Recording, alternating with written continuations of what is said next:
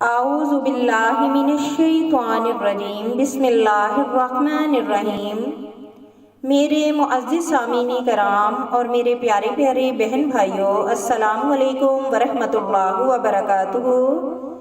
اللہ تعالیٰ کی بے شمار رحمتیں برکتیں آپ سب پہ نازل ہوں اور اللہ تعالیٰ آپ سب کو اپنے حفظ و امان میں رکھے۔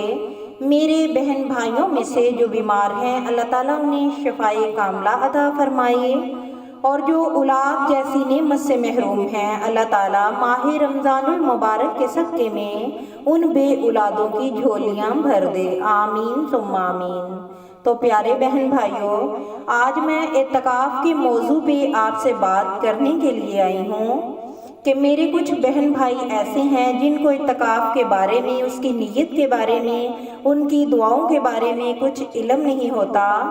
تو میں آج کچھ باتیں آپ کے ساتھ شیئر کر رہی ہوں کہ اعتکاف کی نیت کس طرح کی جاتی ہے۔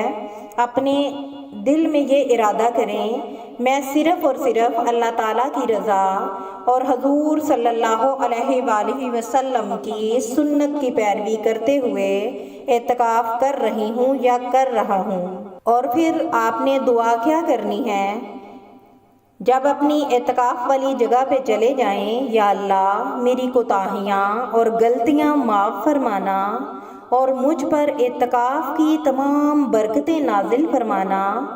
جب تک میں تیرے دربار میں حاضر رہوں، میرا گھر، میرے بچے، میرے خاندان کے تمام افراد کی خیر ہو، میرے ہمسائے، میری بستی کے لوگوں کی خیر ہو، میرے تمام دوست احباب اور میرے تمام جاننے والوں کے گھروں میں خیر و عافیت رہے۔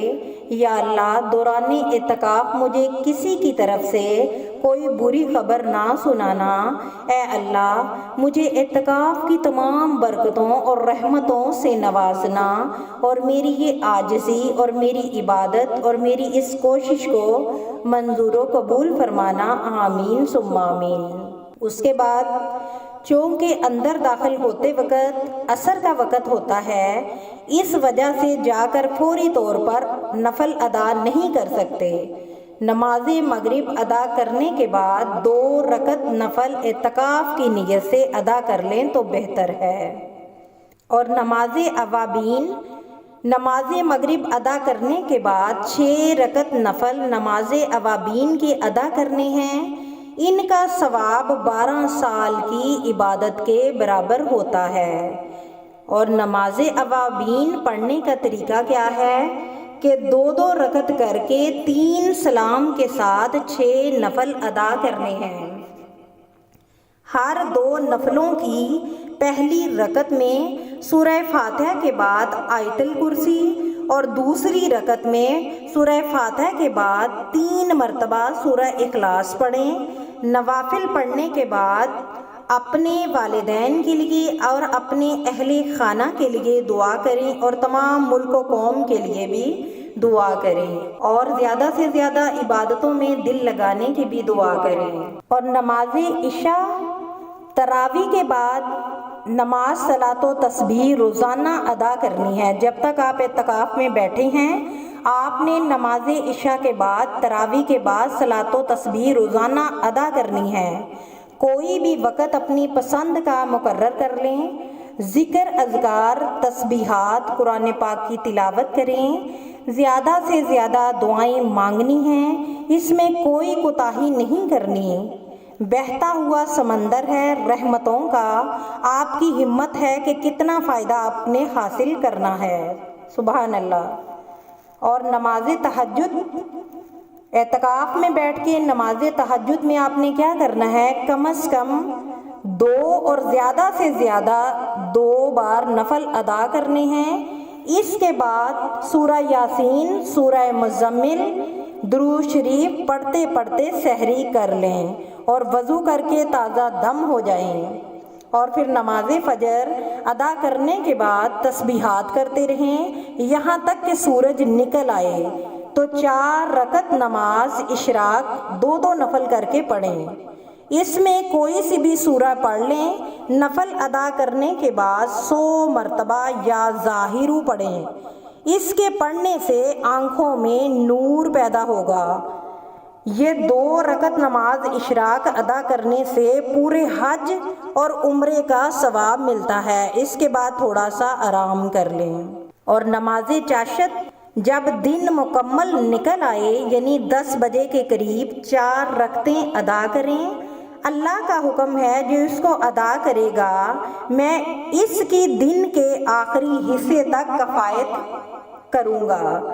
چاشت کے آخری سجدے میں 40 مرتبہ آپ نے یا وہابو پڑھنا ہے، کیونکہ یا وہابو پڑھنے سے رزق میں کشادگی ہوتی ہے۔ اس کے بعد 140 مرتبہ یا توابو پڑھیں، پھر 100 مرتبہ یا سمیعو پڑھیں۔ زوال کے وقت آرام کر لیں، پھر تازہ دم ہو کر قرآن پاک کی تلاوت کریں، پھر نماز ظہر ادا کریں۔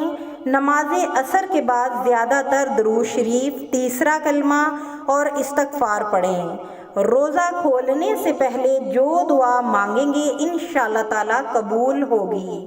نماز مغرب کے بعد اوابین کے 6 نفل ادا کریں، پھر آپ کی اپنی ترتیب تیار ہو جائے گی۔ یہ میں نے آپ کو اعتکاف میں بیٹھنے سے لے کر جب تک آپ اعتکاف سے اٹھ جائیں گے اس وقت کی ترتیب آپ کو بتائی ہے کہ روزانہ کی آپ کی یہ ترتیب ہونی چاہیے۔ اس طرح آپ اپنی عبادتوں میں زیادہ سے زیادہ دل لگا سکیں گے اور اللہ اور اس کے رسول صلی اللہ علیہ وآلہ وسلم کا زیادہ سے زیادہ قرب حاصل کر سکیں گے، اور آپ کی ایک روٹین بن جائے گی کہ آپ نے کس نماز کے بعد کون سا ذکر کرنا ہے اور کون سی عبادت کرنی ہے۔ اللہ تعالیٰ اعتکاف میں بیٹھے ہوئے میرے تمام بہن بھائیوں کی عبادتوں کو منظور و قبول فرمائے، اور ان کا بیٹھنا اٹھنا، ان کا سحری کرنا، ان کا افطاری کرنا، ان کا سب کچھ منظور و قبول فرمائے۔ میں اپنے بہن بھائیوں کے لیے دعا گو ہوں، اللہ تعالیٰ سب کی قسمتوں کا اچھا فیصلہ کرے اور ماہ رمضان المبارک کے صدقے میں زیادہ سے زیادہ نیکیاں کرنے کے جو ہم خواہش مند ہیں، اللہ تعالیٰ ہماری ان نیکیوں کو منظور و قبول فرمائے اور ہمارا زیادہ سے زیادہ اپنی عبادت میں دل لگائے، ہمارے بچوں کی خیر ہو، ہمارے کمانے والوں کی خیر ہو، اور ہمارے گھر بھر پہ اللہ تعالیٰ کی رحمتوں کا نزول ہو۔ آمین ثم آمین۔ جزاک اللہ۔